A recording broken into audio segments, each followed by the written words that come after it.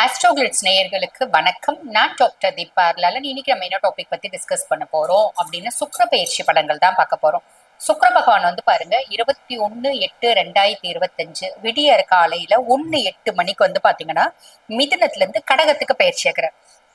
கடகத்துக்கு பயிற்சி ஆகக்கூடிய சுக்கிர பகவான் திக்பலம் பெற்று அமர்றார். அதனால நிறைய ராசிகளுக்கு அபரிவிதமான நற்பலன்கள் அப்படின்றத செய்யதான் போறாரு.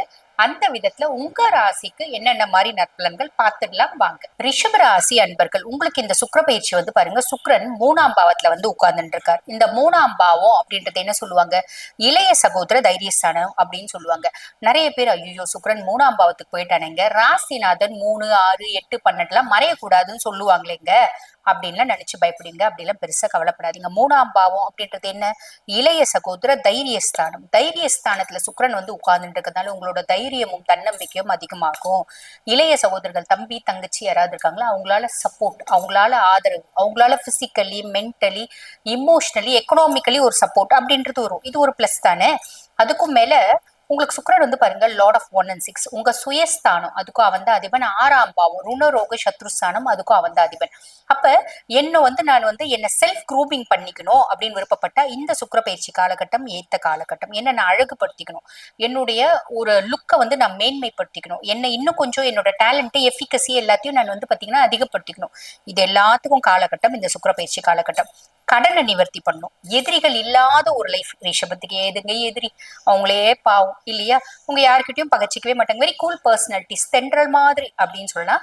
பட் பியாண்ட் தட் எனக்கு வந்து மறைமுக எதிரி, நான் ரொம்ப பாக்குறதுக்கு அழகா இருக்கேன், பிளசண்டா இருக்கேன், அட்ராக்டிவா இருக்கேன், அதனால என்னை பார்த்து பொறாமையினால எதிரிகள் அப்படின்னாலும் அவங்க காணாம போவாங்க அப்படின்னு அர்த்தம். அதே மாதிரி நோய் ஏதாவது இருக்கு அப்படின்னா அந்த நோயில இருந்து விமோச்சனம் அப்படின்றது சுக்கிர பகவான் இந்த காலகட்டத்துல கொடுப்பா. அதுக்காக எனக்கு பெரிய இன்க்யூரபிள் டிசார்டர் இருக்கு, குரோனிக் கிட்னி டிசீஸ் இருக்கு, ஸ்டேட்டஸ் ஆஸ்மேட்டிக்ஸ்னாங்க, அதெல்லாம் இருக்கு, அதெல்லாம் சுக்கிர பகவான் குணப்படுத்தி கொடுத்துருவாரா. சின்ன சின்ன உபாதைகள்ல இருந்து நிவாரணம் அப்படின்றது கொடுப்பாரு. பெரிய உபாதைகள்ல ஒரு பெட்டர்மெண்ட் அப்படின்றது கொடுப்பாரு. ஓகேங்களா. மத்த பிளானட்டரி பொசிஷன் எப்படி இருக்கு அப்படின்னா 4ஆம் பாவத்துல சூரியன், கேது, ஏறக்குறைய வந்து பாத்தீங்கன்னா ஆவணி மாதம் 14ஆம் தேதியில இருந்து 30 வரைக்கும் புதனும் இந்த காம்பினேஷனோட இருப்பாரு. அப்ப சுக்கிர பயிற்சி பகுதியில வந்து பாத்தீங்கன்னா புதன் வராரு அப்படின்னு வச்சுக்கோங்களேன், சுக்கிர பயிற்சி முடிகிற வரைக்கும் இருப்பாரு. அப்ப இந்த சுகத்தாயார் ஸ்தானத்துல சூரியன், கேது, புதன் என்ன பண்ணுது அப்படின்னா அம்மாக்கு உடல் சார்ந்த உபாதைகள் வரலாம்.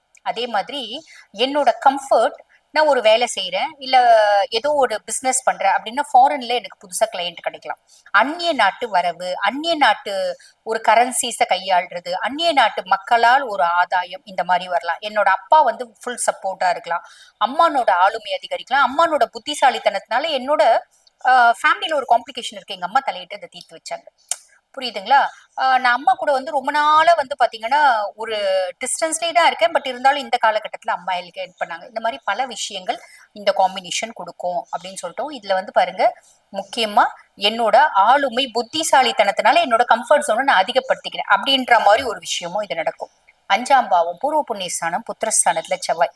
பொதுவா 5ல செவ்வாய் இருக்கா அப்படின்னா குழந்தைங்க கிட்ட பெருசா அடமெண்ட் ஆர்குமெண்ட் அப்படின்றது வேண்டாம். பூர்வீக சொத்து இருக்குங்க, அது வந்து எனக்கு கேஸ் போடணும் அப்படின்னு பிளான் பண்றேன் அப்படின்னா செவ்வாய் 5ல இருக்க வரைக்கும் வேண்டாம். எங்க எங்க வீட்டுல இருக்க பெரியவங்க கிட்ட போய் நான் சண்டை போட்டு சொத்து கேட்கலான் இருக்கேன், இந்த காலகட்டம் வேண்டாம், சிம்பிள். அதுக்கப்புறம் 10ஆம் பாவம் தொழில் ஸ்தானத்துல வந்து பாத்தீங்கன்னா ராகு. பொதுவா தொழில் ஸ்தானத்துல ராகு அப்படின் போது நீங்க என்ன தொழில் செய்றீங்க அப்படின்னாலும் அந்த தொழில ஒரு பிரம்மாண்டம் அப்படின்றத ராகு ஏற்படுத்துவோம், சாலிடா ஏற்படுத்துவோம். அதுக்கும் மேல தொழில் செய்யற இடத்துல சின்ன சின்ன காம்ப்ளிகேஷன்ஸ் வருமா, பெருசா கவலைப்பட வேண்டாம். குருனோட பார்வை இருக்கு ராகு மேல, குரு சண்டால யோகம் இருக்கு, அப்ப நல்லது மட்டுமே நடக்கும் அப்படின்னு சொல்லலாம். ஓகேங்களா. அடுத்து 11ஆம் பாவம் லாபஸ்தானத்துல சனி. பொதுவா லாப சனி செய்யக்கூடிய தொழில ஒரு அபரிவிதமான லாபம், அமோகமான லாபம், எக்ஸ்ட்ராடினரி ப்ராஃபிட் அப்படின்றத கொடுக்க போறான். ஆனா என்ன அப்படின்னா சனி இப்ப வக்ரகதி அடைஞ்சிருக்கான். சரி, சனி வக்ரகதி அடைஞ்சிருக்கா, நவம்பர் மாதம் 27ஆம் தேதி வக்ர நிவர்த்தி அடைய போறான். இந்த வக்ரகதி அடைஞ்சிருக்க காலகட்டத்துல ஏதாவது பிளஸ் இருக்கா அப்படின்னா இருக்கு. அது என்ன அப்படின்னா சனி வந்து பாருங்க உங்களுக்கு லார்ட் ஆஃப் 9 and 10, அதாவது பாக்கியஸ்தானத்துக்கும் அவன் வந்து அதிபன், தொழில் ஸ்தானத்துக்கும் அவன் தான் அதிபன். எனக்கு என்னோட அதிர்ஷ்டம் குறித்து நிறைய ஆழ்மனது ஆசைகள் இருக்கு. என்னுடைய தொழில் குறித்து எனக்கு நிறைய ஆழ்மனது ஆசைகள் இருக்கு. அந்த ஆசைகள் ஒரு சிலதை சனி பகவான் வக்ரகதி அடைஞ்சிருக்க காலகட்டத்துல நிறைவேற்றி கொடுப்பான் அப்படின்னு சொல்லலாம். இது ஒரு பெரிய பிளஸ். அதுக்கப்புறம் 2ஆம் பாவம் தன குடும்ப வாக்குஸ்தானத்துல குரு பகவான் குடும்ப குருவா இருக்காரு. அப்ப குடும்பத்துல என்னை விட்டு பிரிஞ்ச சொந்தம் நிறைய இந்த ஒரு வருஷம் என்னை விட்டு பிரிஞ்ச சொந்தம் அட்லீஸ்ட் ஏதாவது ஒரு சொந்தமாவது உங்க குடும்பத்துல வந்து இணையறதுக்கு அப்படின்னு வாய்ப்பு உண்டுங்க. இல்லைன்னா புது புது உறவு அப்படின்றது வரும். அது வீட்டுல பிள்ளைங்க இருக்கு, கல்யாண வயசுல இருக்கா, கல்யாணம் பண்ணி கொடுக்கலாம், ஒரு புது உறவு வரலாம். இல்ல குழந்தை குட்டி கல்யாணம் ஆனவங்க குழந்தை பெத்துக்கிற ஸ்டேஜ்ல இருக்காங்க, கல்யாணம் ஆயிடுச்சு அப்படின்னா ஒரு குழந்தை பிறக்கலாம், புது உறவுன்றது வரலாம். ஆக மொத்தம் ஏதோ ஒரு உறவு, ஒண்ணு பழைய உறவு வந்து சேரும், இல்ல புது உறவு அப்படின்றது வரும். இது வந்து அது மட்டும் இல்லைங்க, குடும்ப குரு குடும்பத்துல நிம்மதி, சந்தோஷம், மகிழ்ச்சி, குதூகலம் எல்லாத்தையும் கொடுக்க போறாரு அப்படின்னு சொல்லலாம். ஆக இந்த தைரிய சுக்கிரன் என்ன கொடுக்க போறாரு ரிஷபராசி அன்பர்களே, உங்களுக்கு அபரிவிதமான தைரியத்தை கொடுக்க போறாரு.